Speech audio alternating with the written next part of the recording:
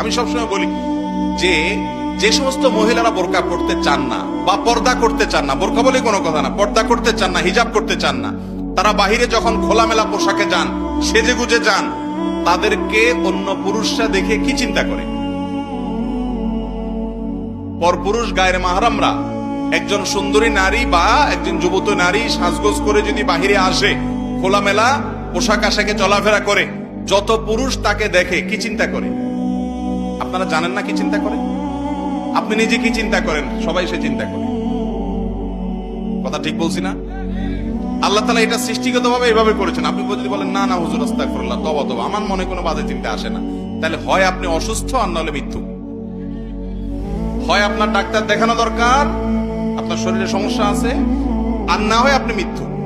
3 নম্বরটা হওয়ার কোনো সম্ভাবনা নাই। এবার আপনি চিন্তা করেন, যেই বোন পর্দা ছাড়া বাহিরে যাওয়াটাকে তার জন্য তিনি এটা প্রাউড ফিল করার মতো বিষয় মনে করছেন, ন্যূনতম যদি তার ভিতরে আত্মসম্মান বোধ থাকে, সে চিন্তা করবে বাজারে যতগুলো মানুষ আমাকে দেখছে, আমাকে নিয়ে মনে মনে সে এমন এমন কল্পনা করছে, ওই কল্পনার কথা যদি মুখ দিয়া বলে, তাহলে ঘৃণায়, ক্ষোভে, দুঃখে, কষ্টে তার আত্মহত্যা করতে মনে চাইবে। আত্মহত্যা করা হারাম। বুঝাইতে চাইলাম যে সে নিজেকে শেষ করে দিতে মনে চাইবে, এত জঘন্য খারাপ লাগবে তার কাছে। অথচ সেই মানুষটাই যখন দেখে বলে আপা অনেক সুন্দর লাগছে, ভাবি অনেক সুন্দর লাগছে, ওই মহিলা মিটমিট করে হেসে ওইটাকে অ্যাপ্রিসিয়েট নিচ্ছে, সেটাকে গ্রহণ করছে, সে জানে না যে ওই সুন্দর লাগা কথা যে বলছে তার মনে বাজে কল্পনা আসবে। যদি কখনো না আসে, হতে পারে প্রাইমারি লেভেলে কারোর মনে বাজে চিন্তা আসলো না, কিন্তু আসবে। যেখানে বাজে চিন্তা আসার সম্ভাবনা আছে, ওখানে নিজেকে সেভ করাটাই হলো বুদ্ধিমান মানুষের কাজ। একটা জায়গায় ধরেন এখানে বিদ্যুতের লাইন আছে এবং এখানে বিদ্যুতের হাই ভোল্টেজ লাইন আছে, হাত লাগলে সাথে সাথে শক হয়ে মারা যাওয়ার ভয় আছে। এই মুহূর্তে বিদ্যুৎ নাই, কারেন্ট নাই, চলে গেছে, তারপরও আমি সেখানে হাত দেব না। কেন?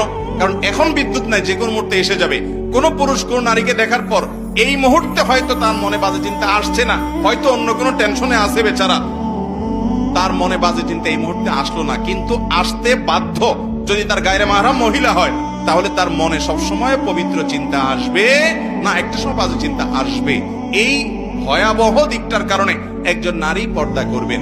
তিনি পর্দা করবেন তার প্রোটেকশনের জন্য। আমি সবসময় বলি ভাই, মাননীয় মহামান্য রাষ্ট্রপতি তিনি চাইলেই কি যে কোনো জায়গায় যাইতে পারেন?